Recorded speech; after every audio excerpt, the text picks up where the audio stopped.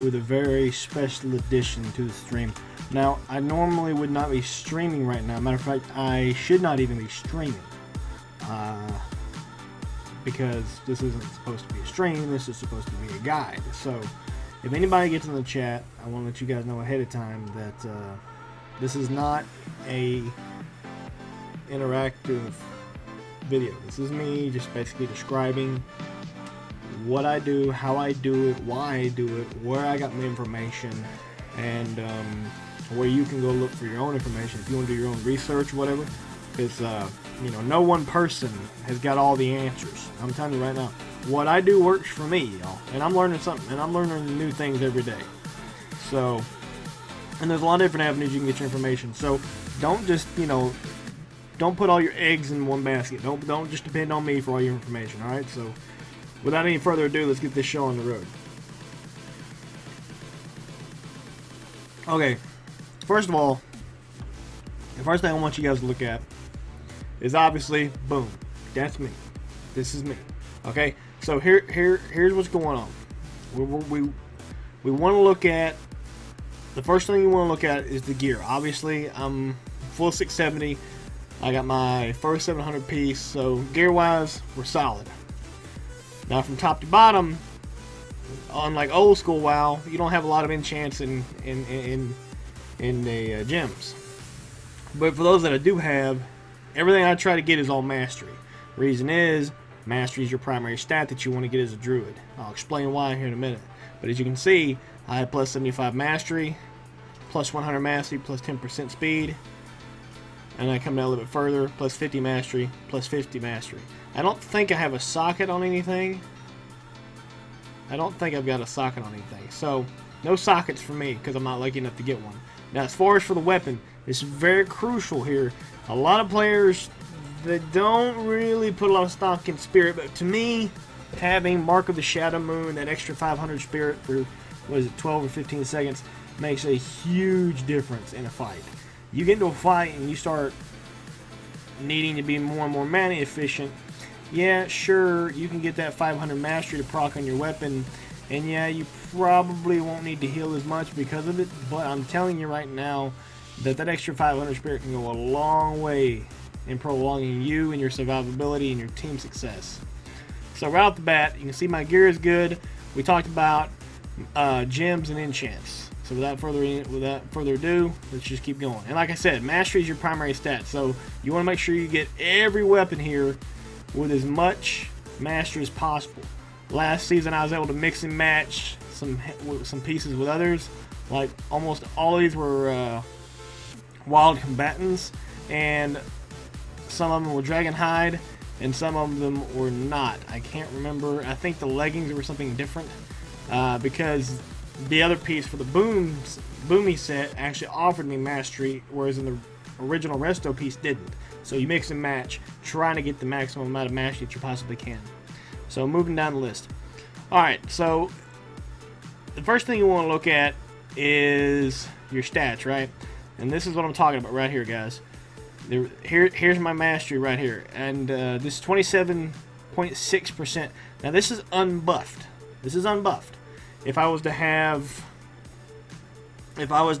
Mark of the Wild, or if I was to have, you know, I'm not sure. I think it's Blessing of Kings from the Paladins. You would have almost 40% mastery. 40%. That's an insane number. Okay. And there's rumors going around that in full epics we're going to have close to 40%. The primary stats you're going after, like paladins will have 40% haste, which means their cast time will be like 0.8 seconds. Druids will have, you know, if they want to have haste, they can have that same amount of haste. But for druids, haste doesn't really help us as much as it did in MOP, because in MOP you had what's called breakpoints on the haste meter. And once you got to a certain, like, so let's say 4,790 was a haste break. Matter of fact, I think that was the best haste break you get. Basically, you get that much amount of haste, you get like 3 extra ticks on a hot. Rejuve, Life Bloom, Regrowth, you know, any of our hots, Wild Growth, all that would be benefit from that amount of haste. That haste break give you extra ticks. Well, now there's no such thing as a haste. There's no such thing as a haste break. Regardless of how much haste you have, you're whatever. Like, let's say that you had, you know, 5,000 haste now. You're going to benefit from that much haste across the board. You don't have to have a set amount of haste anymore to be able to break a certain haste break, hit a break point. It doesn't exist. Blizzard did away with that. But now let's say that you had. So why go after it? You know what I mean? I mean, you're going to get haste anyway from your gear. But why put all your eggs in that one basket? Spread it out a little bit. If you look at Mastery, read what Mastery does for Druid. It says, your direct healing is increased by an additional X percentage, and casting your direct healing spells grants you an additional X amount of percent bonus to periodic healing. So right there off the bat, that is perfect for the arena.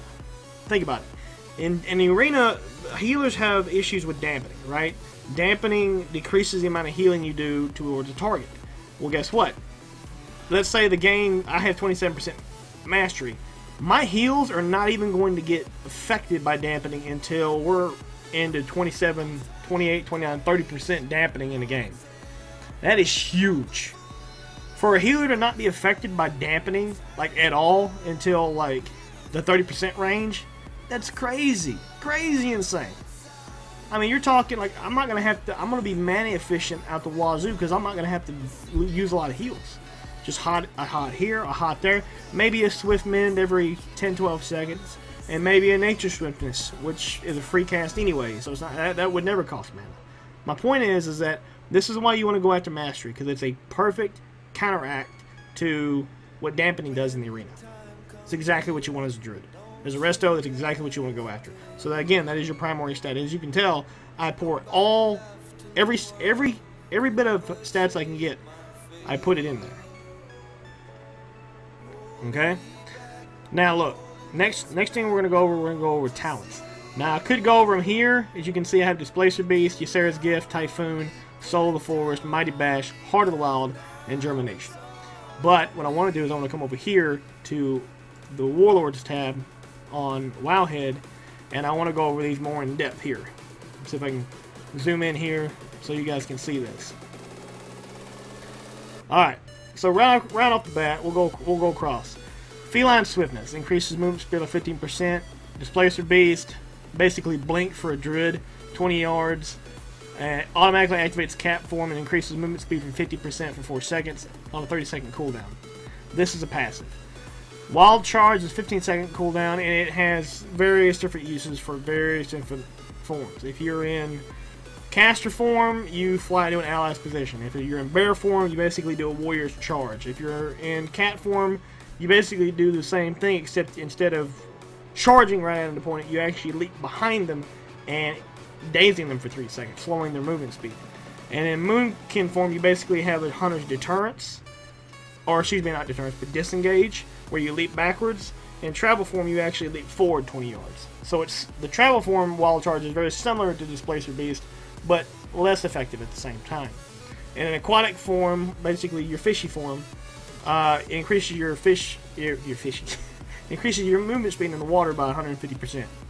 Now, Wild Charge is great, and I have used it as Resto before.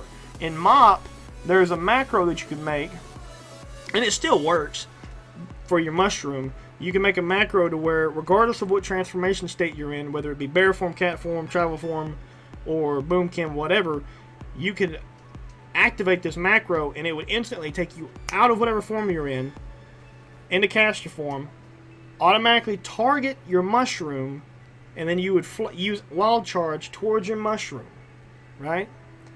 So you get in there, and it's basically like an automatic free movement away from trouble. As long as you're within 20 yards of that mushroom, boom, you go up. Now here's the catch, is that back in Mop, the mushroom didn't have a cooldown, right? Or not a cooldown, it would last as long as you wanted it to. There was no set time that it would last. But now mushrooms only last 30 seconds. I mean, basically Blizzard said, this is too OP, we need to nerf this. But so that kind of took the effectiveness of Wild Charge away, because here let me give you an example of when I would use this. Say I'm in say I'm in Warsong Gulch, I'm in the flag room, I'm carrying the flag, and I'm on the bottom floor. But I had my mushroom set on the second floor, on the edge, where I can actually line of sight my mushroom, right? Well, here's the thing. I use line of sight, and I'm in trouble, right? I'm getting pounded on by a bunch of melee. I'm getting low on health. I need to get out of their range as quickly as possible. I could use that while in bear form, immediately jump up to the mushroom to the second level, and be able to get away from them freely. It's like a teleport for a druid. I mean, it was a poor man's teleport, but it worked. It was like a reverse death grip from or a leap of faith from a priest, but you didn't have to have the priest there. You could just do it yourself. And I could do that every 15 seconds.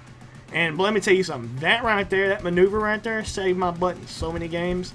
But now that the mushroom's been nerfed, this is really not good for Resto Druids anymore. You have to have Displacer Beast. It's a must-have for survivability, mobility, and to be able to not only use it defensively to get out of trouble, but also use it defensively as well, because between using that speed boost actually stacks with travel form.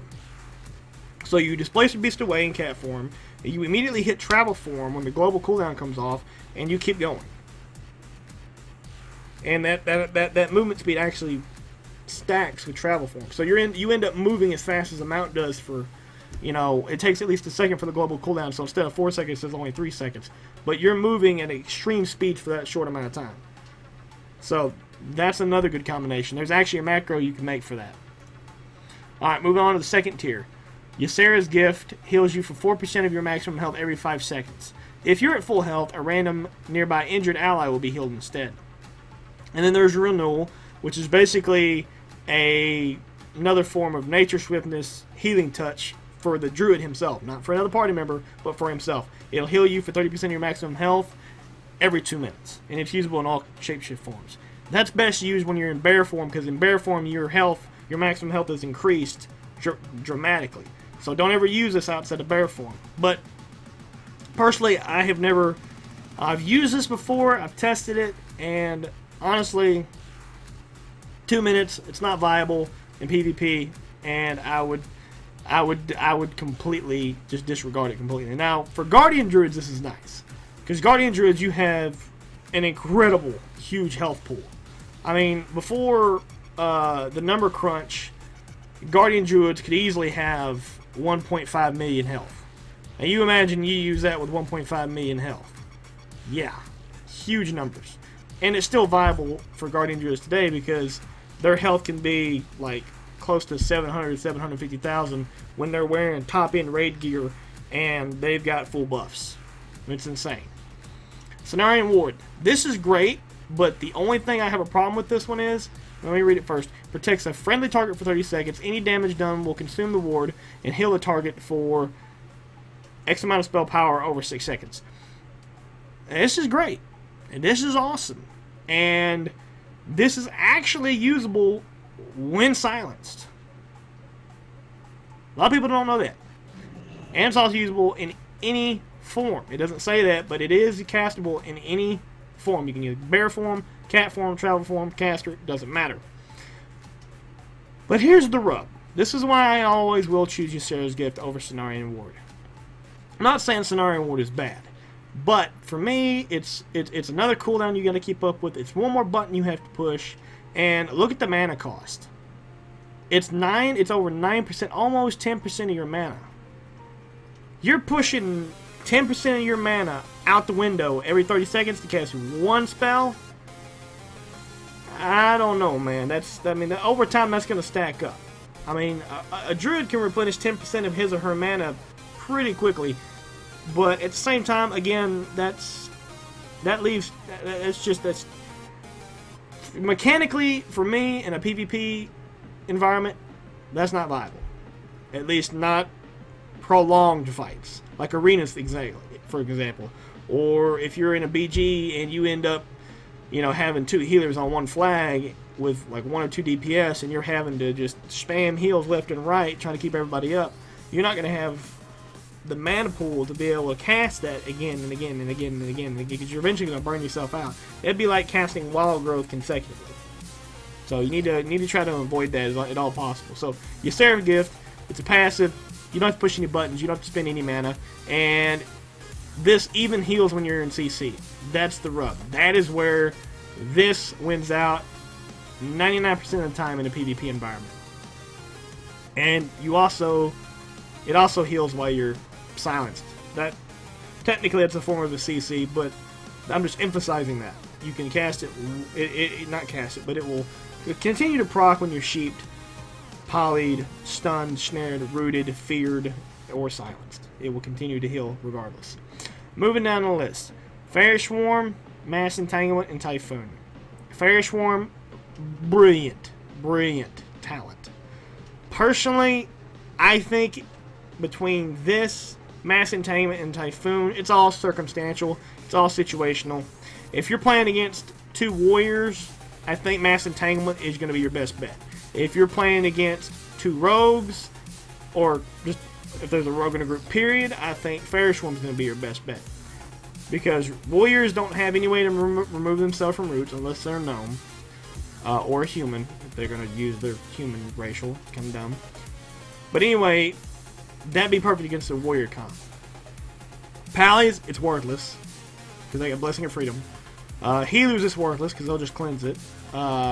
And rogues, it's worthless because they'll just Cloak of Shadows. So there's a lot of classes that can get out of this too easily, be immune to it. So it's something that we definitely need to stay away from in PvP. I don't think it's viable. I don't think it works. In my opinion, you may disagree. I'm telling you from experience, Mass Entanglement will not work. Fairy Swarm, however, perfect choice if in the arena, because if you get good at this, especially whenever you guys set up your mouse over macros, which I'll show you here in a minute, you guys get good at this, you'll be able to do Fairy Fire on the move without changing targets, without stopping from healing. I mean, you can literally be throwing up rejuves at the same time you're casting Fairy Swarm. It's pretty awesome. So this is a solid choice, and I encourage anybody who is playing against a rogue comp or a DK comp or heck, even a Pally comp. I don't care. Keep throwing this up there, because guess what? It doesn't cost any mana.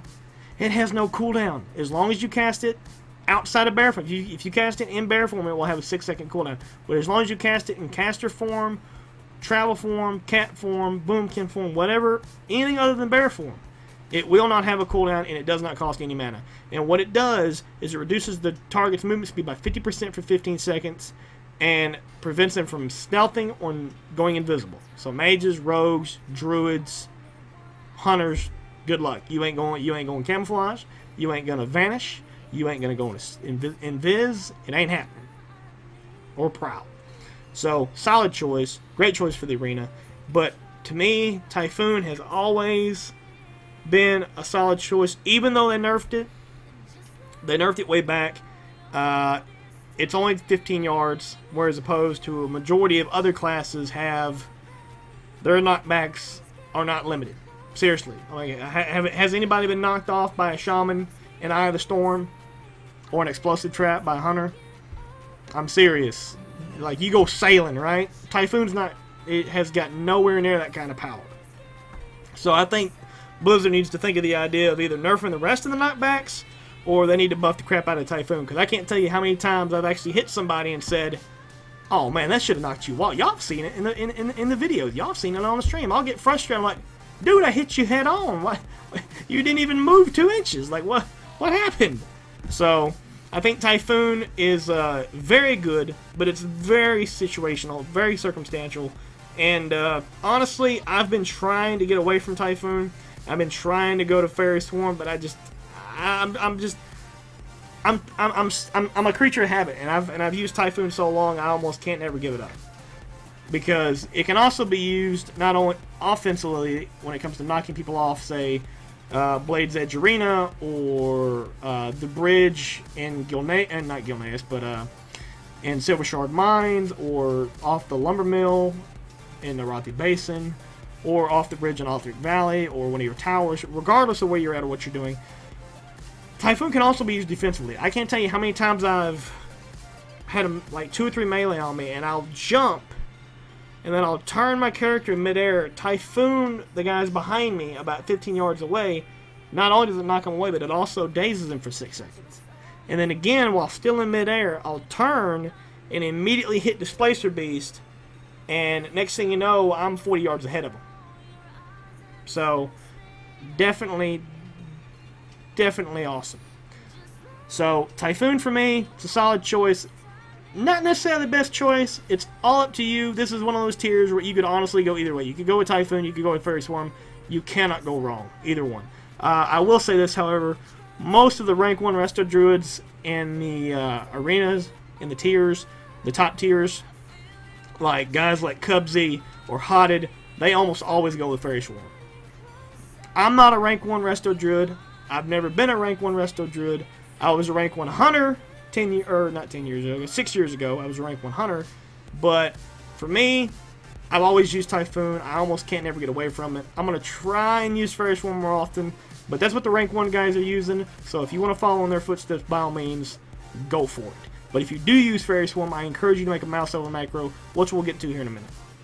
Alright, now here comes the bane of my existence. Oh my god.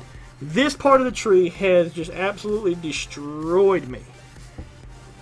And, here's the thing.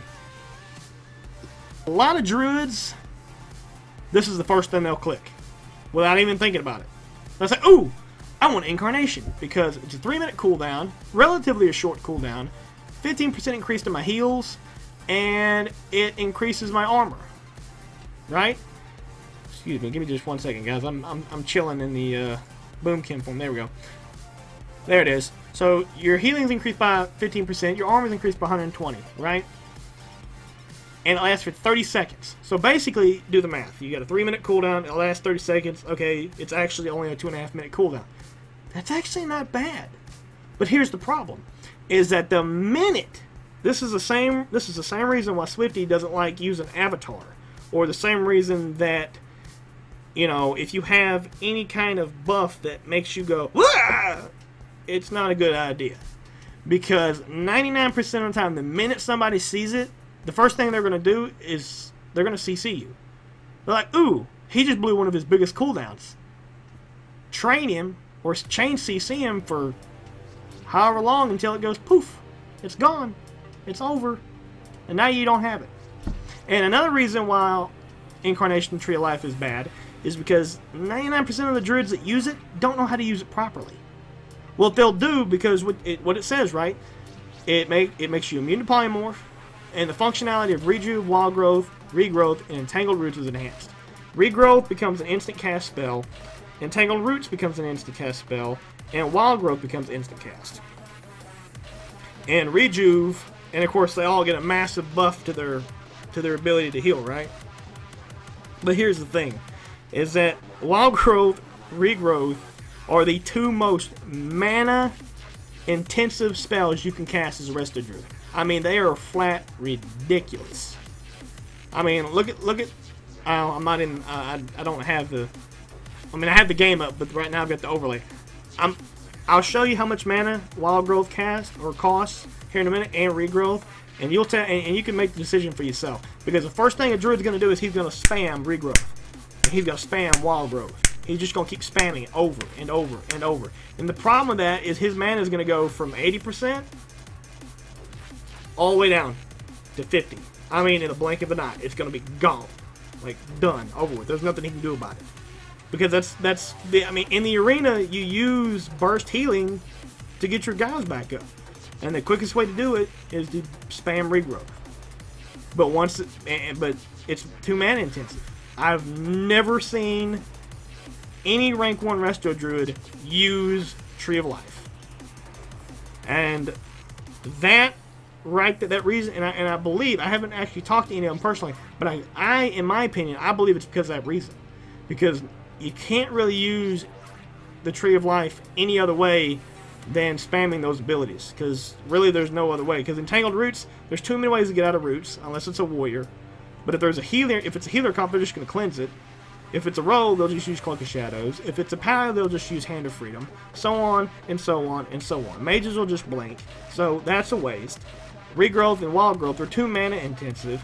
And if you wanted to buff Rejuvenation, just use a Trinket. just use your healing trinket. Just pop versatility trinket or mastery trinket or intellect trinket, whatever you've got. Just pop that instead. It's a 2-minute cooldown. Lasts for 30 or 15 or 30 seconds, whichever one it is. So they can do this. That could do the same thing for you, and it can free up a spot on the talent trees. Now, what I've always done is I've always gone with Force of Nature for forever. Even back in MOP is what I did. But here's the thing: is that the great thing about Force of Nature is that you can they'll keep healing you even when you're CC'd. The Druid himself. You're stunned, rooted, snared, feared, whatever, silenced, they'll just keep healing. Great, no? But there's something that I didn't always consider when I started doing arenas with Swifty, because I just started doing arenas like 3 or 4 weeks ago with Swifty during the last season, like the last 2 weeks of last season. These trees can't heal through walls. So if Swifty goes behind a pillar away from these guys, they're not going to move to go after him, so they're just going to stand there and heal each other. Literally, I've seen the trees heal each other. If I'm at full health, they'll just heal each other. Makes no sense. So, and all of that, they can be, if the Shadow Priest or Warrior is there, they can be AoE feared, and they'll just scatter all over the place. And the next thing you know, when they come out of the fear, you got one way over here on the side of the arena, you got one way over here, and you got one way over there. So they're scattered all over the place, and they're not going to be able to burst heal like they're supposed to. And again, they can still be LOS'd. So, not the best choice for the arena. And from what I've come to find out by observing and watching videos and doing my own research about what the rank 1 guys are doing, this is the talent they're going after. Soul of the Forest. It's a passive, so you don't have to push another button. And it stacks with the 4-piece set bonus that Druids currently have. Let's read it. When you cast Swiftmend, you gain Soul of the Forest, which reduces the cast time of your next healing touch by 50%, or increases the healing of your next regrowth or rejuvenation by 100%, or increases the healing of your next wild growth by 50%. Okay, so let's start. Let's put the pieces together. You cast Rejuve on a target, and Rejuve is going to stay on your target. I mean, not just one target. I mean all of your targets. As a Resto Druid, your job is to mitigate damage done. Much like a Discipline Priest, but instead of using shields, we use HOTS. We are not a reactive healing class. We are a proactive healing class. We are purely proactive. We are constantly throwing heals out. Alright? And the only thing you don't want to do as a Resto Druid is overheal. And, you know, like, you don't want to use Swiftmend unless you need to. You don't want to use Wild Growth or Regrowth unless you need to. But you need to make sure that you've got Life Bloom on your primary healing target at all times, and make sure you've got your Rejuves on every target that you can get your hands on. Because that's preventive. That's proactive healing. You're keeping them topped off. Because most likely they're going to have because you don't know if they're going to have a Shadow Word Pain, a Bleed, or if they're going to get jumped anytime soon. You want to make sure you're primed and ready. Because anytime you don't have Swiftmend, or not Swiftmend, you don't have that's one less target that you can Rejuve instantly. Because you have to have Rejuve or Regrowth on a target in order to Swiftmend that target. And Swiftmend is the whole key to Soul of the Forest. Because you have to cast it in order to gain it. Now, if you have Soul of the Forest, it increases the cast time of your next healing touch by 50%. That's good, but honestly, healing touch, it's not as effective in PvP. You're almost never going to see a Resto Druid cast healing touch. If you see a Resto Druid casting healing touch in PvP, he better have 100% immunity to interruption. He better have, and his target better not be taking hardly any damage, because it's almost a 2-second cast time, if not over a 2-second cast time, like 2.2 seconds. So it takes forever to cast. It's not a guaranteed crit. Now, if it does crit, it's going to heal for a lot, but Druids are not. This is the whole key behind Soul of the Forest, is that you've got to choose the perfect time and place for healing touch, Regrowth, Rejuve, or Wild Growth. It's the whole key behind it. But for me, the only time I'll ever use Healing Touch is when I'm in a wide open, when I'm in a closed environment, away from any DPS, any type of interruption. Like yesterday, we were in a Warsong Gulch, and I was up on the 3rd floor, and all my guys were down on the bottom floor. Well, I cast Swift Mend, and I was trying to, you know, slowly regain some mana, and we had some, and I had a downtime where my tank wasn't taking any, or excuse me, the flag carrier wasn't taking a whole lot of damage. So instead of wasting something, you know, wasting mana on a regrowth or wild growth, I was like, all right, I'll just use Healing Touch, because it's the least mana intensive spell that we have, aside from Rejuve. But here's the trick with Soul of the Forest. You increase the healing done by your next regrowth or Rejuve. Here's the trick. You can put a Rejuve on a target, and with Germination at the bottom of the tree, you put a second Rejuve on that target, and then you can hit Genesis. And you will instantly heal that target. I guarantee you will instantly heal that target for 300k. Done. But here's the thing, is that is extremely mana intensive, because Genesis, again, is extremely mana intensive. Extremely mana intensive. So here's the thing. You want to use Regrowth. Here's the thing, is that with Regrowth, with the Glyph of Regrowth, you can guarantee a crit from Regrowth. And if you take the 4-piece set bonus from the Druid set, which increases the amount of healing done by any healing spell combined with Nature Swiftness by 100%, well, that stacks with Soul of the Forest. So you take Nature Swiftness, make a macro for your Regrowth, and you use Soul of the Forest. Case in point, I'll show you guys here in a minute whenever I show off the macro. I can crit heal somebody for 300k in one cast. Not just from Regrowth itself, but from Swift Mend, instantly into a Nature Swiftness Regrowth, and then from the Living Seed that procs, which heals the target for half the amount that was healed for by Regrowth, because it's an instant crit.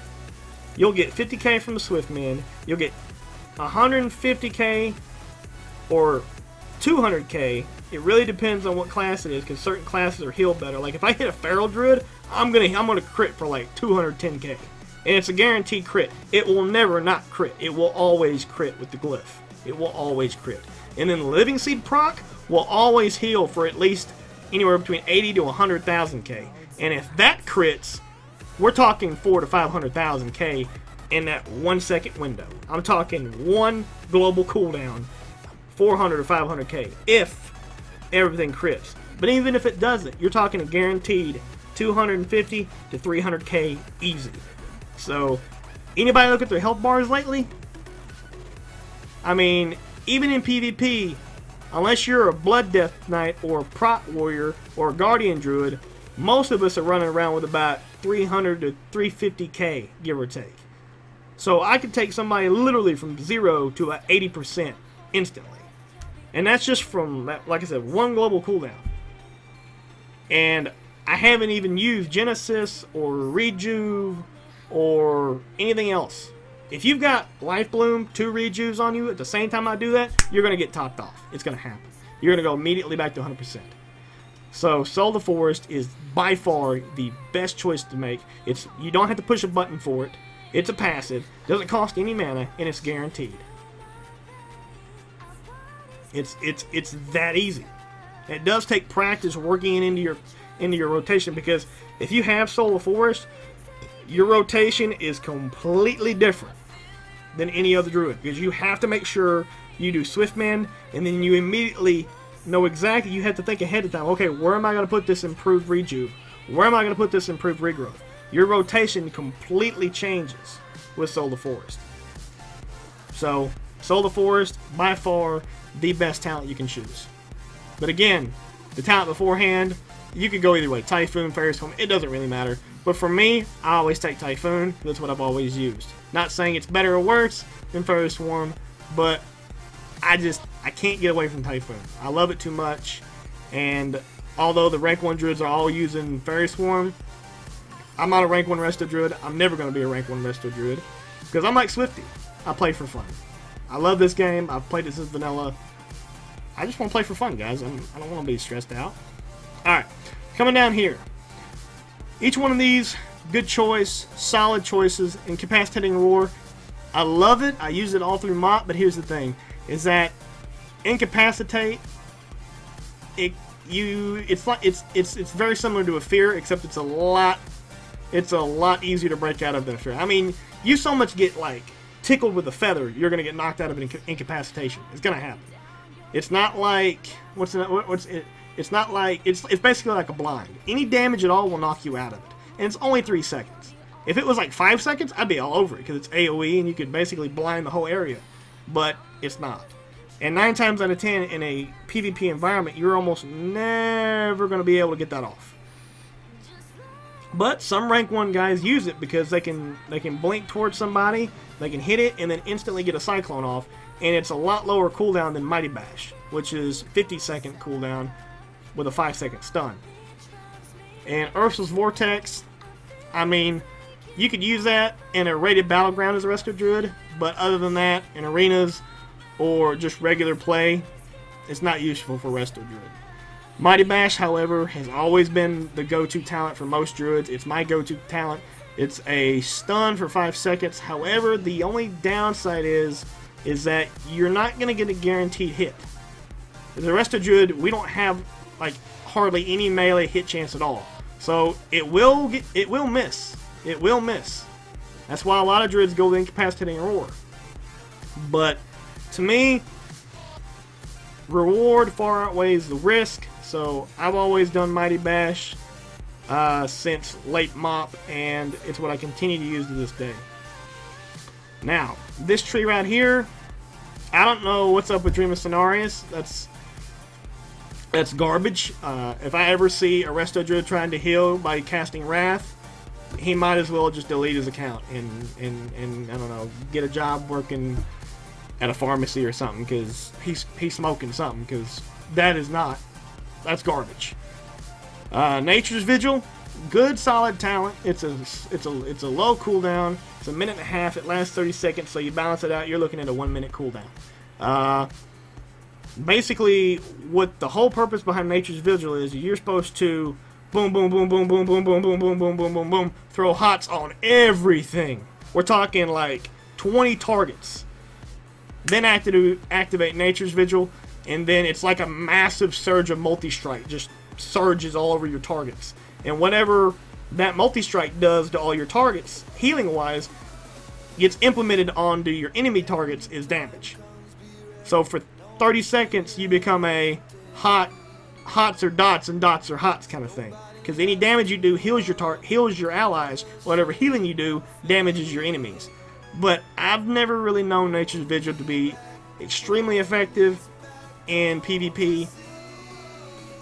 And even though it does have a lower cooldown, it doesn't really make up the difference. I mean, again, if you wanted to have something like that, you might as well just blow your cooldown, which is basically the same cooldown. So, I've always chosen Heart of the Wild because when activated, it increases all healing done by 35% across the board, doesn't matter. And it drastically improves the Druid's ability to tank, deal melee damage, or cast spells. So basically, a Resto Druid can become a Feral for I believe it lasts 45 seconds. You can become a Feral Druid for 45 seconds, a Guardian Druid for 45 seconds, or a Boomkin for 45 seconds. Or you can just heal a crap ton for 45 seconds. And it doesn't matter because you can shift in and out of forms, and that same benefit will carry over. Like, I throw 2 rejuves on myself, I go into bear form, I'm basically a Guardian Druid with improved health, improved armor, the whole 9. Those hots are still going to tick extremely powerful from the buff with Heart of the Wild. The only downside to Heart of the Wild is that it's one of the longest cooldowns in the game. I mean, it's a 6-minute cooldown.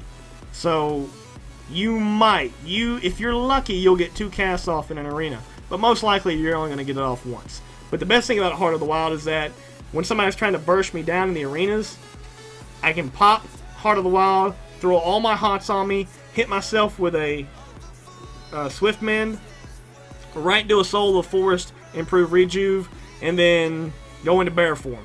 And that 100% increase to Rejuve will heal me for an even greater amount. At the same time, Heart of the Wild causes me to be a full-time Guardian Druid for 45 seconds, you're not going to burst me down. It's not going to happen. I mean, unless I've got, like, you know, like 3 really hardcore burst DPS classes on me. Like, say, you know, 3 Rogues that are blowing everything they've got, 3 Feral Druids blowing everything they got, or 3 Rets blowing, you know, wings on me. I mean, it would have to be something like that in order for me to not stay up. So, Heart of the Wild, absolutely the best choice for a Resto Druid. Hands down, no questions asked. This one, these are garbage.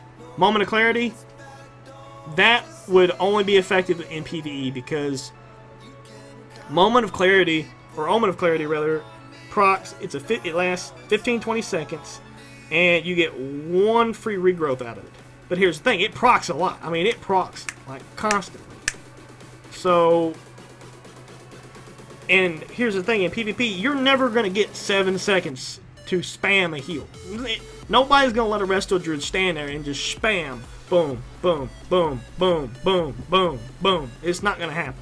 You're going to get interrupted, you're going to get CC'd, you're going to get feared, and that is going to be completely wasted.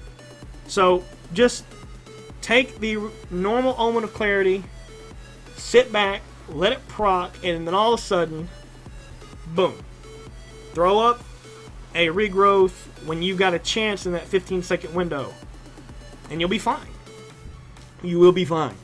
Rampant Growth, Swiftman's healing is increased by 20%. However, it will consume either your regrowth or your rejuve, but Swiftman has no cooldown.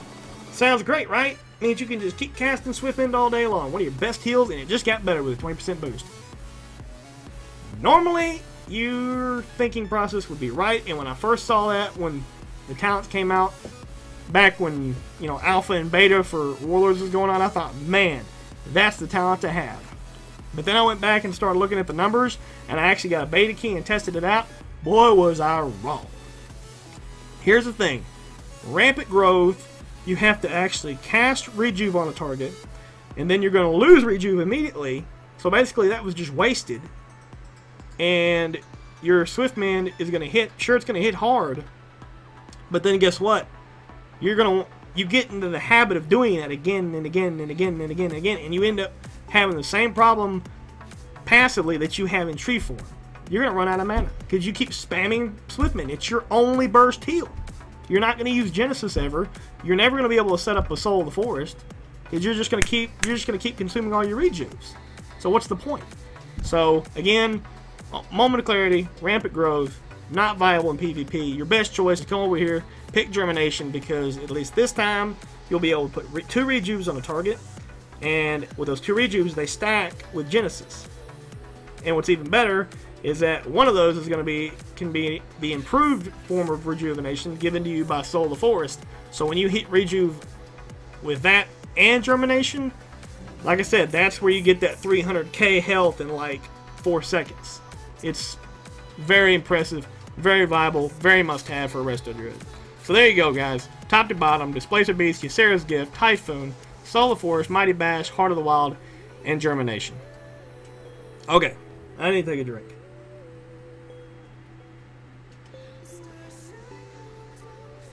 And just so you guys know, I can read chat. So Squeaky, Angel, Chasm, guys, Andro, how you doing? I wanted to record this, but since my computer's on the fritz, kind of, sort of, I don't have my 4 terabyte hard drive plugged in because the power supply can't handle it. So what I'm doing right now is I'm sitting here and I'm chilling. I'm trying to do a resto guide. I'm going to cut highlights out of it and I'm going to post them on YouTube. I'm taking a minute to acknowledge you guys. Love you guys. Thank you for being here. Thank you for watching. I hope you guys learned something. But a lot of you guys have been asking me about how I do things, talent-wise, spec-wise, glyph-wise, and how in the world, Zera, do you cast or play with no bars? What are your macros? What is your secret? I'm not a ranked wood resto druid, guys. I've never claimed to be one. So, but I'm pretty salty, I like to think. And I'd like to share my secret with some of you guys. So that's what I'm trying to do. So just sit back, chill, do your thing, sip on a cup of coffee, whatever you're doing, and just enjoy the show. Now, we're going to be moving on to glyphs here, so bear with me. Alright. Okay. So looking down here at the glyphs. For Resto Druid, you really can't go wrong with hardly any of these glyphs. But I'll show you the glyphs that I've always run with before, but the ones that have kind of stolen my heart away since the patch came out, I'll show you those and what I use currently.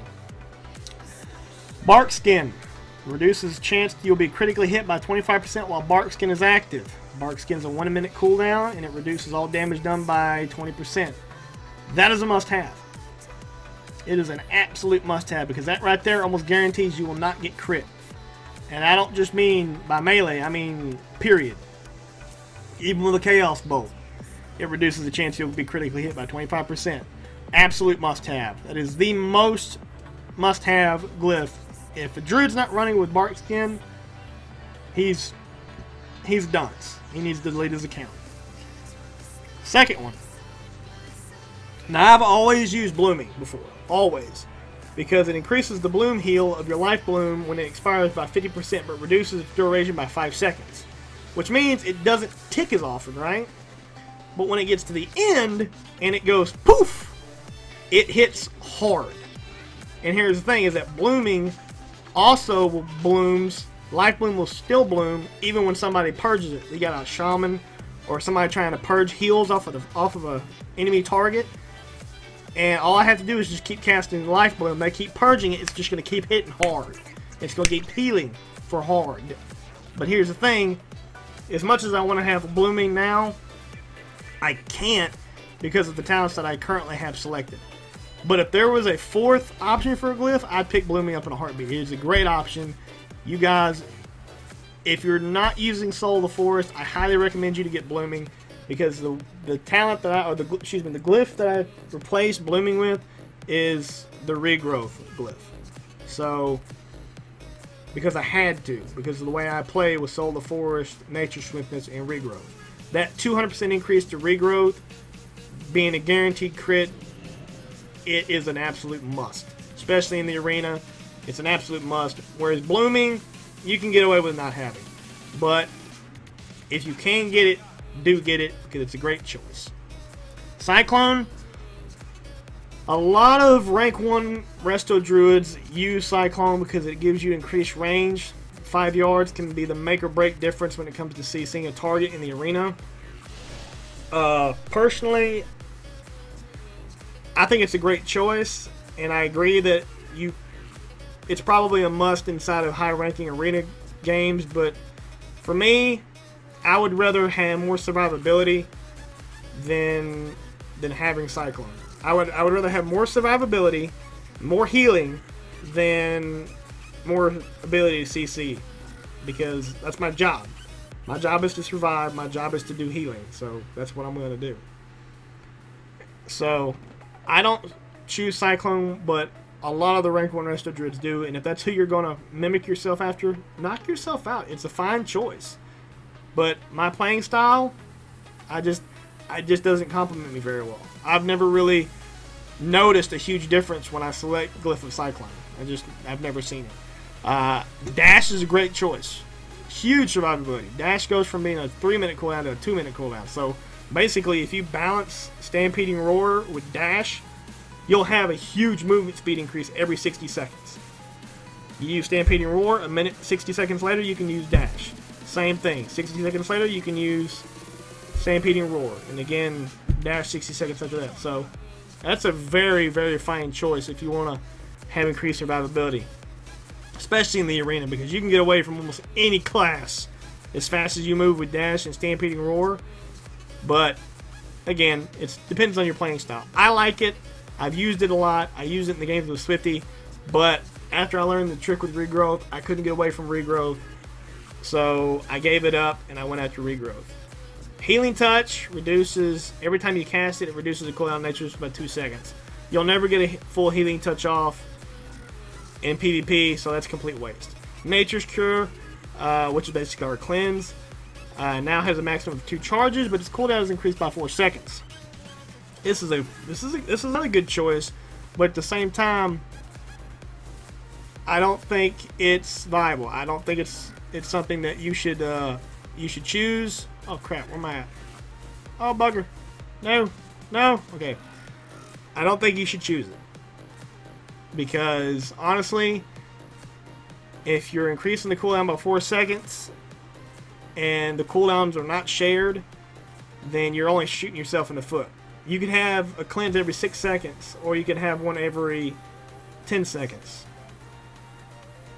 But it doesn't make any sense. Why would you want to do that to yourself? So, I mean, it's good for back-to-back cleanses, but after that, it loses its effectiveness. Rebirth, can't use it in the arena, completely waste of time. Regrowth, for my playstyle, when using Soul of the Forest, absolute must. It increases the critical strike chance of regrowth by 40%, but it no longer heals over time. Well, considering the heal over time from regrowth is pretty much garbage anyway, you're not losing anything. You're actually gaining, because now it's originating regrowth is 60% crit chance, now it's 100%. Absolute must-have for my playstyle. So I'll go with regrowth. And then I come over here. When you have regrowth active on 3 or more targets, the cast time of Healing Touch is reduced by 10%. Again, you're never going to get a Healing Touch off, so not viable. And this glyph will be completely worthless in the arena because unless you're doing 5s, you're probably never going to have that many rejuves going up anyway. Stampeding Roar is nice for PvE because it now extends the range of Stampeding Roar to 30 yards. But I mean, when you're with your partners, you're usually within 10 yards of them anyway, so you can just close in on them, hit Stampeding Roar, move out, no problems, easy day. So again, not a viable choice. Master Shapeshifter reduces mana cost of all shapeshifts by 100%. Completely worthless glyph. Completely worthless. They need to get rid of this because I can sit there and spam bear form, cat form, travel form, boomkin form, upside down giraffe form, inside out hippo form. It doesn't matter. I can sit there and spam it all day and I won't lose any mana. Seriously. It costs absolutely nothing to shapeshift. So, completely worthless. Shape Mender. Each time you activate a shapeshift form, you heal for 5% of your health. This effect cannot occur more than once every, I think it's 10 seconds. Can't seem to get it to show. Nope, once every 5 seconds. Well, that's even better than I thought. That's an absolute must. Because that heal can proc even when you're CC'd. Or not CC'd, it can happen even when you're silenced. So you stack that with a bear form / Fringes Regeneration macro, which I'll show here in a moment. Guess what? You can heal yourself for almost 30k while silenced. Again and again and again and again and again. And you keep healing yourself even when you're silenced. Fine choice. Fine choice. Best choice, in fact. So these are the 3 that I choose. Barkskin, Regrowth, Shape Mender. Barkskin for the improved survivability. Regrowth for the guaranteed crit from Regrowth, which will only amplify the amount of healing of I Soul of the Forest. And then Shape Mender, which allows me to, with a combination of bear form / Fringe Regeneration, to heal myself for bukus of health, even when silenced. Miners, you can go anywhere you want with it, dude. I think Sprouting Mushroom, though, is an absolute must because you can now place your Wild Mushroom wherever you want. Wherever you want. So that gives you extra control. It's an absolute must. The rest of these doesn't really matter. I personally like one with nature because it's basically a Hearthstone roulette. You guys have seen me use it 100 times before. It's got like over 24 different spawn points all over Azeroth / Draenor / Pandaria / Northrend. You could literally go anywhere with this thing. It is awesome. And then, oh, and it doesn't have a cooldown either. And it's like a 2-second cast time. So if Horde are trying to jump on you and you don't have enough time to get Hearthstone off, hit that bad boy and you are gone. And it's usable in combat too, which is also nice. After that, I personally like Cheetah because I'm old school. I like the original travel form from Cheetah form. But the rest of these doesn't really matter. You do whatever you want. But that's it, guys. In a nutshell, that's your talents, that's your glyphs for Resto Druid. I've explained everything through and through for every single talent on the tree. what is or what isn't viable in PvP, why it is or why it isn't viable in PvP, and then next thing you know, you can look up Hotted, you can look up Cubsy, the two best Resto Druids that I know in the business. You can go back and watch videos of Nihilim's healer, Beasta, who was the first Resto Druid I ever saw in the arena, rank 1, or even close to rank 1, and this is exactly what they're all doing, or very closely. The only difference I'd say on mine as compared to theirs would be Typhoon over Fairy Swarm. They'll most likely choose Fairy Swarm, and I choose Typhoon because it's what I've always used. It's what I'll probably never get away from, but the rank 1 guys are using Fairy Swarm because in a rank 1 setting, it's viable, it helps, it's a must-have, as opposed to Typhoon. So, if that's what you're going for, you want to be a rank 1 guy, then by all means, go for Fairy Swarm. If not, then Typhoon will always help in some form or fashion. Okay, now with all that said and done, I've already gone over stat priorities. I showed you guys Mastery was the absolute must-have for Resto Druid, especially during, if you're trying to do pushing arenas. I showed you my talents, I showed you my glyphs. I went over stat priorities, I went over enchants and gems, and the weapon enchant, why I always choose Spirit over Mastery when it comes to the weapon, because that extra 500 Spirit every 12 seconds when it procs can aid you and help you go longer into a fight by increasing your mana regeneration. Alright fellas, that's it, man. I mean, as far as talents, glyphs, and gear go, and enchants, the next thing I want to go over with you guys is probably the one thing you've all been looking forward to for a while, and that, of course, is my bars, macros, keybinds, so on and so forth. But looks like we got a couple questions in the chat, so I will address those here right now. Okay. By the way, if you're just now joining us, good morning, guys. Good morning, Raz. Right now, I'm just going over a Resto Druid guide. I promised everybody I would do one. I would not be streaming right now, but since my power supply can't handle everything going on right now, I pulled my 4 terabyte out to reduce the amount of power that my computer's trying to pull. And so what I'm having to do, instead of record, I'm having to stream, and then I can actually go in and make highlights and then post them on YouTube later. So if you guys have any questions, go ahead and post them, and I will get to them when I can. Now, let's take a look here. How charges work is, let's say you have 2 charges. When you cast one, the cooldown starts on that ability, but in PvP you will find yourself cleansing too slowly. Exactly. Perfect example, Andrew. You're absolutely right. It would take 20 seconds to get your charges back to full. Absolutely. Absolutely. You use charges from having rune tap. Absolutely. Very good example. And Swifty said the same thing in his warrior charge video when it comes to double time. Yeah, sure, you can get back-to-back charges off, but now you gotta wait 40 seconds to have them back. So, yeah, that's not gonna do you any good.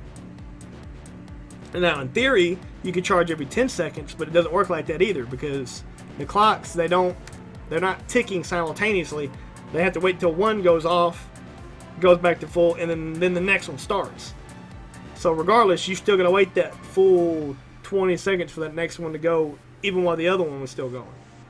Because the other one won't start until the first one finishes. So like you said, you're gonna be waiting 40 seconds anyway. Okay, fellas. My bars are hidden, if you didn't already know. But here they are. I'll open everything up. Go to bartender and deselect always hide. The reason I have them hidden is because, well, I mean, I don't like the clutter. I mean, you'll see here in a minute, I have so many buttons as a Resto Druid, it's not even funny. I have 6 bars as a Resto Druid. 6 full 12 button bars. All the way across. But as you can tell, especially by looking at these down here, most of these are the same, right? Well, here's the reason. Because the bottom 3 you see there are my transformation states. Caster form and travel form are the same. You see my bars didn't change? But now let me go into cat form. See, my bars changed a little bit. Instead of having Wrath and Life Bloom, I now have Ferocious Bite and Shred. You see what I mean? Because in these abilities, I want to be able to cast Life Bloom, I want to be able to cast Wrath, but in cat form, I want to do DPS. I want to try and help the DPS out, so I want to have abilities to be here and here. Now these share the same key, but the key here is why these are in the same spots, because these share the same keybinds that Life Bloom and Wrath do. Wrath is 1 on my keyboard, and Life Bloom is going to be 3 on my keyboard. Whereas in Frigid Regeneration, which I can only use in bear form, is always going to be 2, regardless of what transform state I'm in, whether it be bear form, prowl, or cat. So there's Displacer Beast, there's Regrowth, there's Wrath. Shift 1 is going to be Iron Bark, so I have to push Shift and 1. 2 is Frigid Regeneration. Shift and 2 at the same time is Typhoon. 3 is Life Bloom. Shift and 3 at the same time is Mighty Bash. 4 is Genesis. Shift and 4 at the same time is Heart of the Wild. Wild Combatant's Badge, basically my intellect trinket, is Caps Lock, except on my keyboard I remapped my keys. I went into my settings and I remapped my keyboard. Caps Lock is no longer Caps Lock. Caps Lock is now F8. So I don't have to worry about having Caps Lock going crazy on my keyboard. So this is actually F8, but the button I push for it is actually Caps Lock. And then Shift Caps Lock is Tranquility. And then all these down here, this whole bar down here, all come, except for these 2 on the end, all these right here come off my Razor Naga. My mouse, my Razor Naga Hex. If I click the scroll button, I go into Shadow Melt. If I shift and click the scroll button, I'll use my trinket. If I scroll the mouse wheel up, I will use Typhoon. If I scroll the mouse wheel down, I'll use Entangled Roots. If I push, and then N1, N2, N3, these are all set to the numpad, which I have access to by the buttons on the side of the mouse, thanks to the way the Razor Naga Hex is designed. I've got Soothe, which basically will purge any enraged effects like a Warrior's Frigid Regeneration, or anything like that. Oh yeah. Swifty would never want to duel me because he would get so pissed that I'd be able to purge his Frigid Regeneration. And then you've got all my transform states from Travel Form, Cat Form, Prowl, and Bear Form. That's how I shapeshifted, by pushing those buttons on my mouse. And then my mouse, my mouse over Moonfire, which helps me out because I can just come over here and say, there's my purge, and there's my well, you can't really see it, it's saying evade, but I'm trying to hit my mouse over. I don't have him targeted, so I can be healing myself at the same time while I'm just casting Moonfire. I don't have to have him targeted. Now what makes that so great is that you're in a Arathi Basin, or you're in, you know, somewhere trying to defend a flag, and you're trying to heal your guys, but you see somebody's trying to get on the flag. All you gotta do is mouse over, and I just hit that one tiny little button that doesn't affect me whatsoever, doesn't stop me from healing or anything, and I can just mouse over, hit them with Moonfire. It is hilarious, glorious. Sometimes I'll get weird looks like, how are you hitting me with that spell? You don't even have me targeted. And I'm like, I don't have to have you targeted, silly. I can hit you from wherever. And then these 2 right here, Bark Skin and Mark of the Wild, Alt +1 at the same time, and Mark of the Wild is Alt +2 at the same time. Moving down here, Rejuvenation is R, Shift +R is Swift Mend, T is Wild Growth, Shift +T is my Revive or Resurrection spell. And then C is going to be my Healing Touch. Shift C is my Nature Swiftness macro, which I'll go over in a minute. Basically, it automatically casts Nature Swiftness into a instant cast Regrowth, which gets double healing thanks to the 4-piece set bonus and the Soul of the Forest proc. Stampeding Roar is V. Dash / cat macro is Shift V. I'll show you this. This is one of my favorite macros that I first learned how to do when I was learning how to do druids. G is my Hellstone macro. I have it stacked with a Hellstone along with a healing potion. Regrowth is Shift + G. That's also a mouse over, so I don't have to actually have you target. If you end up dropping everybody I've done battle res on, I'll just go over here to your name on the raid profile, Shift G, and boom, you're up. You're wide. You're up again. Easy day. F is going to be my mushrooms / my mother flower macro, which you guys can't see, but you guys know what I'm talking about. If you guys have played with me, you'll notice that you'll see mother flower get spammed. That's because I'm trying to cast a mushroom, or I'm just trying to be funny. And then Shift F is my nature's cure. I can just cleanse whatever I want with Shift F. That's my cleanse. And these buttons down here, again, this right here is Displacer Beast. Almost everything's the exact same on this bar as it is up here, with just 2 exceptions. You got Ferocious Bite for my cat form and prowl form, and Shred. Shred's in place of Life Bloom. Ferocious Bite is in place of Wrath. For my bear form, Thrash is in place of Wrath, and Mangle is in place of Life Bloom. Otherwise, the rest of these buttons are the exact same.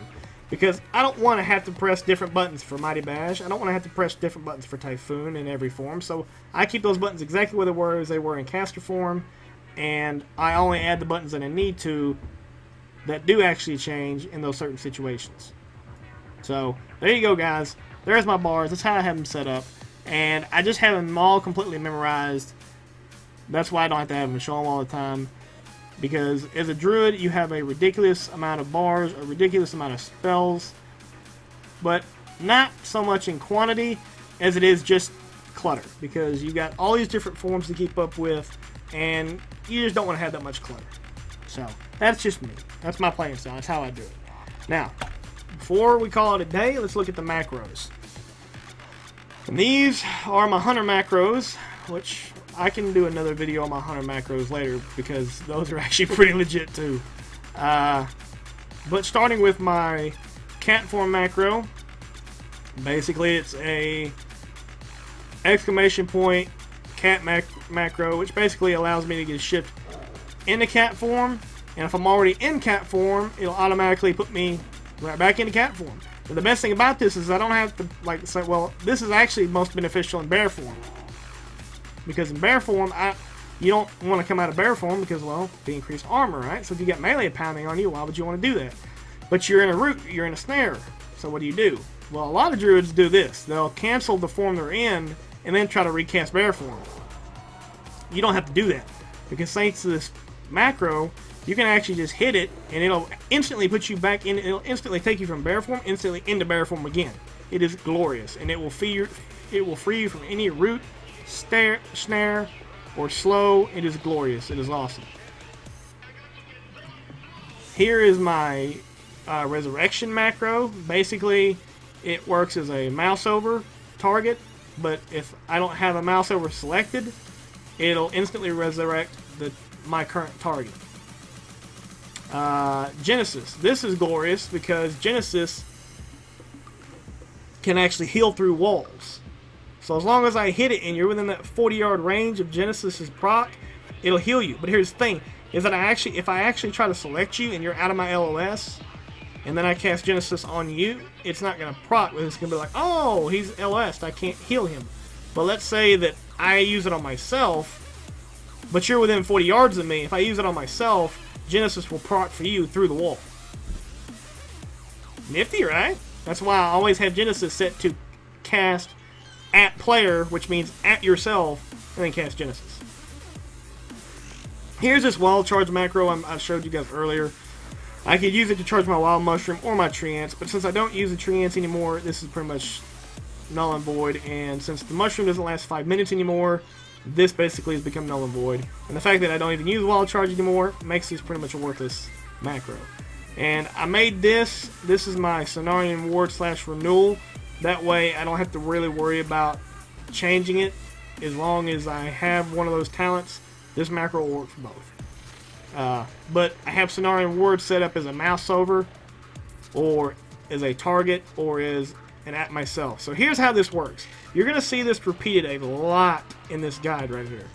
target equals mouse over, comma, exists, close bracket, open bracket, target equals target, comma, exists, close bracket, open bracket, at player, close bracket, and then the spell.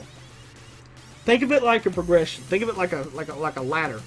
The first thing that the command is going to come to is say, okay, I want to cast a spell at a target that you're currently moused over. Okay, I'm moused over, like I'm not even targeting myself, but I mouse over my name, and actually, let me get over here and actually, oh, I forgot. It's not gonna, there we go. I'll close that out. I'll come up here and I'll actually find an NPC that I can test this on. I'll show you guys what I'm talking about. But when I mouse over a target, this is totally legit. Alright, here you go. Here's a target. I don't have him targeted, I just have my mouse over it. And it will instantly heal him. That works, and every healing spell I have, with the exception of Healing Touch, works like this. Regrowth will do it. Rejuve will do it. Life Bloom will do it. Wild Growth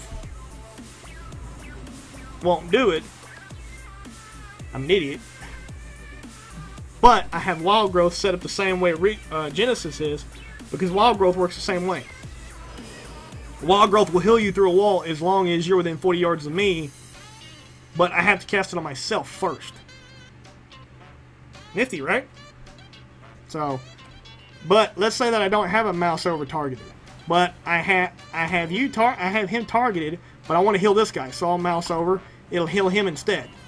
But if I don't have him moused over, but you're still targeted, I'm going to heal you.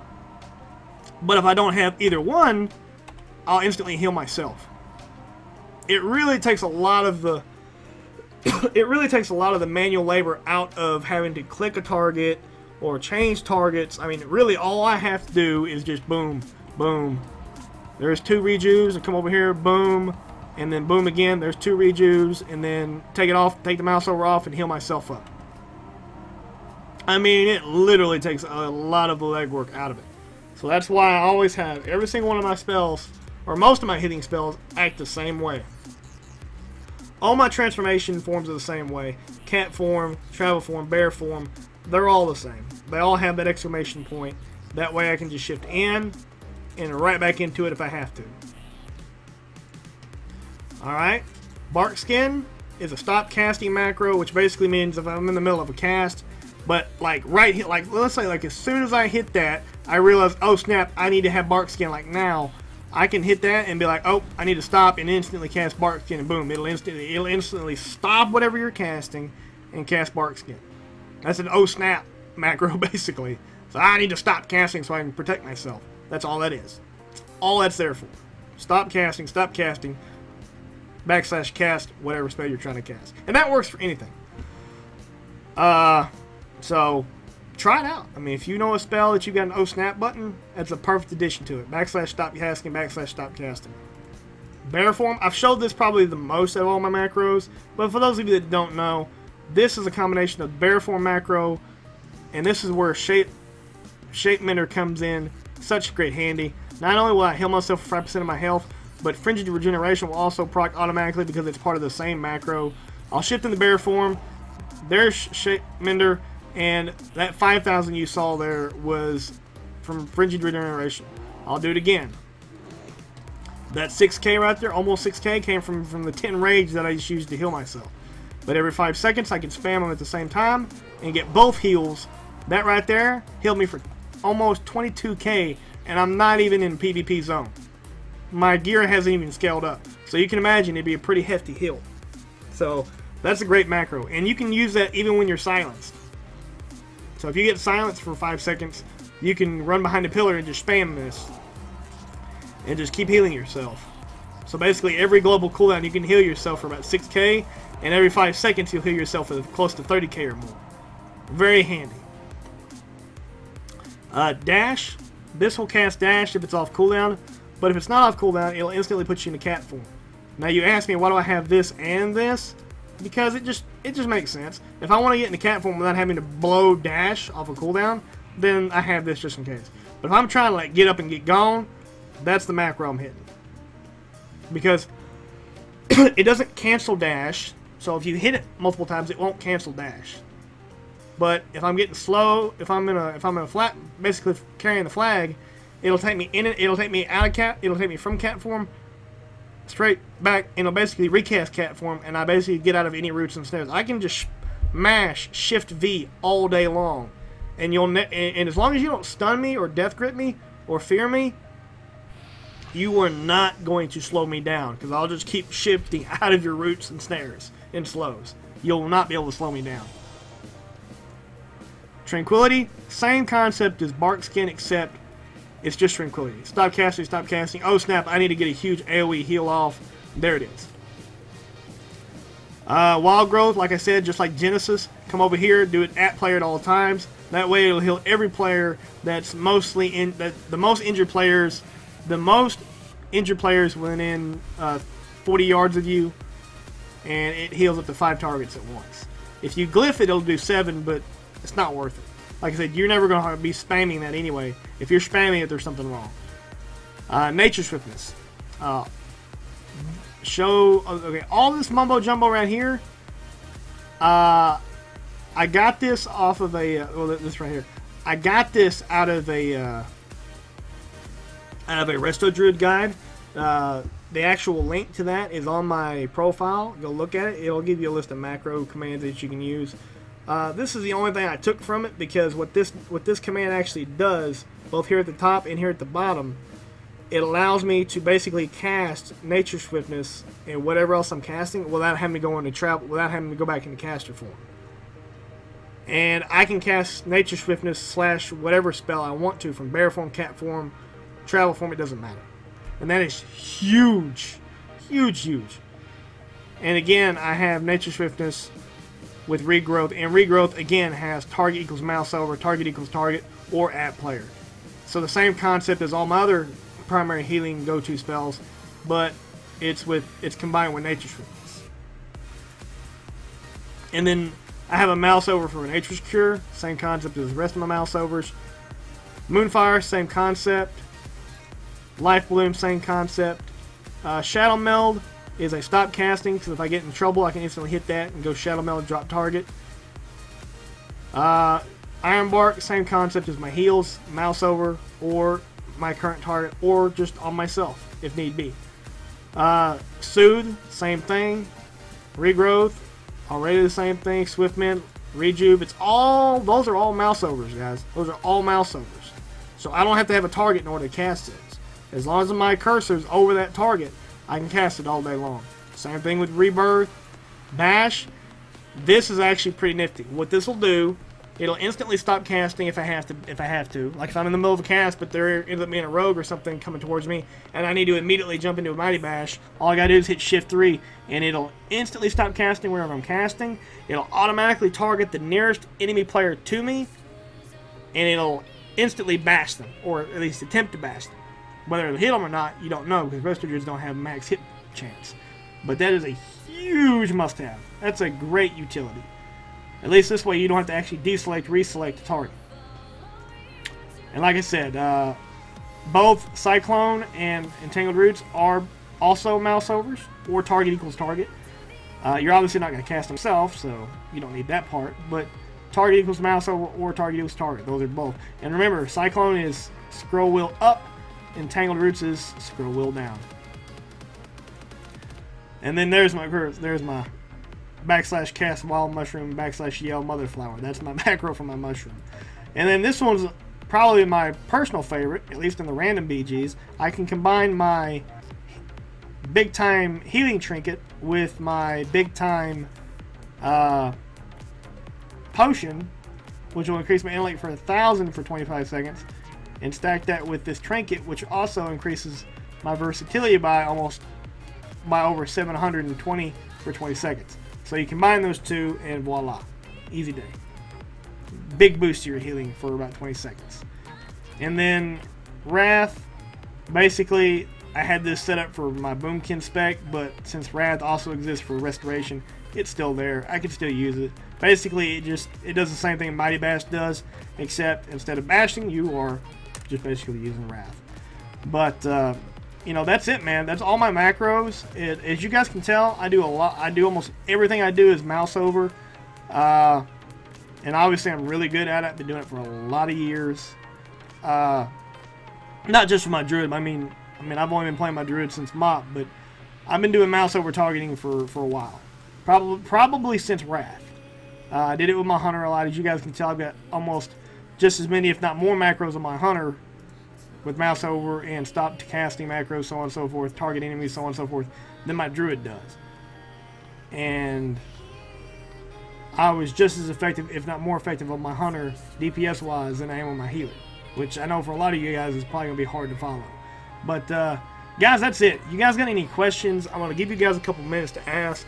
But yeah, man, that's it in a nutshell. That is a complete, comprehensive Resto Druid guide. As far as anything that's changed in the patch, I can't really think of anything off the top of my head that I personally noticed.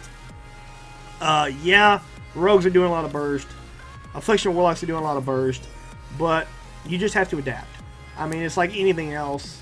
You have to adapt to the changes and work with it. As far as Affliction Warlocks go, if you're a Resto Druid, the best thing you can do is dot up your target as quickly as you can, and as soon as you see a unstable affliction get on your target, purge it off. Yes, I said purge it off. But make sure before you do, you apply all the hots that you can. You get both rejuves up, and you get a life bloom up. That way, when the unstable affliction is cleansed and it damages your ally for like 20% of their health, your hots will be able to get them back up to 100% by the time you come out of silence. And what you don't want to have happen is let unstable affliction begin to tick and tick and tick and tick and tick, because the longer you let that thing tick, the worse off it's going to be for you and your partner. So make sure you purge it as soon as you can. Now, if you're facing like, you know, 2 or 3 Affliction Warlocks, then yeah, that's not going to work, because you don't want to purge back-to-back affliction or unstable afflictions, because then you're just going to kill yourself. So don't do that. But if you're only facing one, that's my recommendation. I've done it 1,000 times. I know it works. You just got to be smart. But aside from that, the only other thing I can think of, melee burst-wise, don't always be in a hurry to use bark skin. As soon as you get jumped or kidneyed, make sure you know for a fact that those guys are going to jump on you. Because what they'll do, like say in top-end arenas, they'll jump you, they'll train you or deceivingly train you, wait for you to burn bark skin, and then they'll hard switch to another target until your bark skin's over, and then they'll turn right back around and blow all their cooldowns on you. The reason for that is because they're like, oh, he just blew bark skin.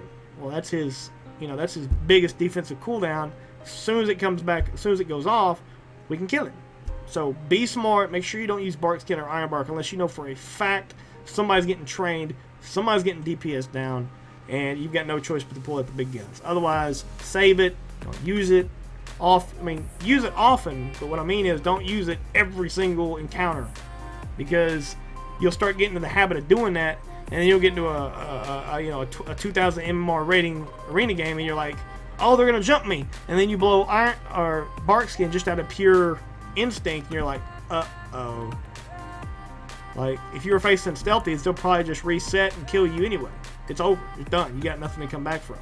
So, like I said, guys, take everything I said with a grain of salt. Like I said, do your own research. Read other guides. I've got a guide link on my page. Look at it, read it, analyze the information, compare it to what I said, and let me. Like I said, I'm supposed to be recording this, but unfortunately my hard drive's on the fritz. Well, not my hard drive, but my PC's power supply is kind of freaking out. Supposed to be getting the new one here, like in the next hour. I think actually it might have actually just showed up at Andrew's doorstep probably. So I need to go pick it up and install it so I can get all my other hard drives on here so I can start recording again.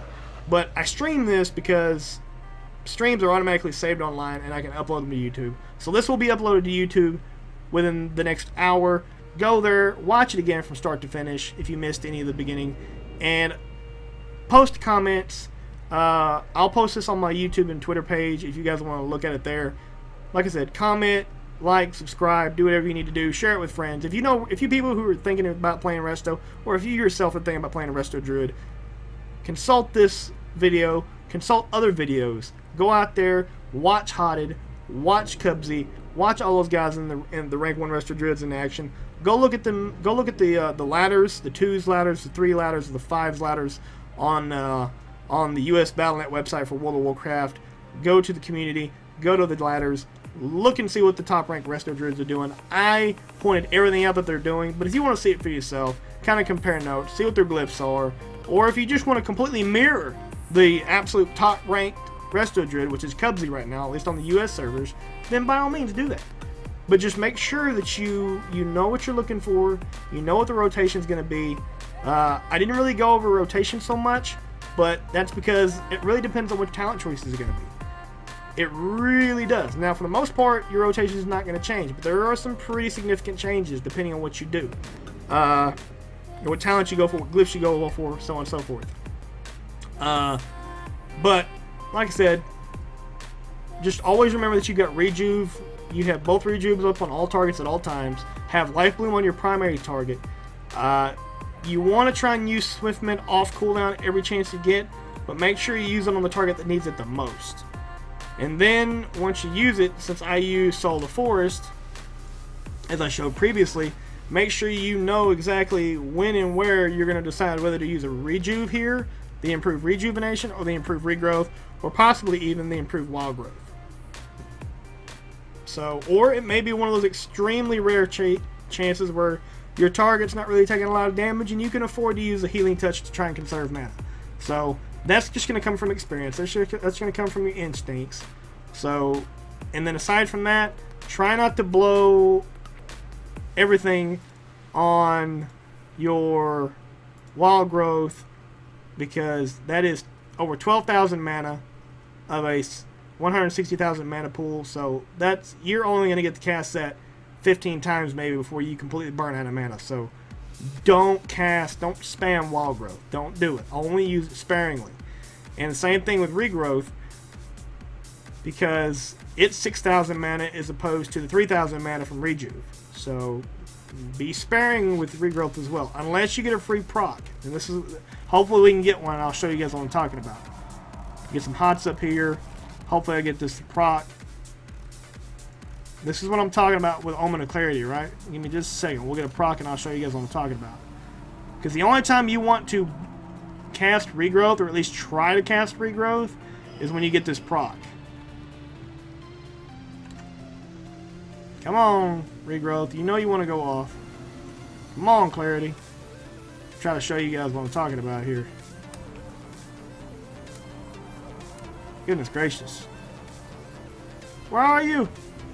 Let me go ahead and address a couple people in chat. Yo, Mighty987, thank you for following, dude. It means a whole lot to me.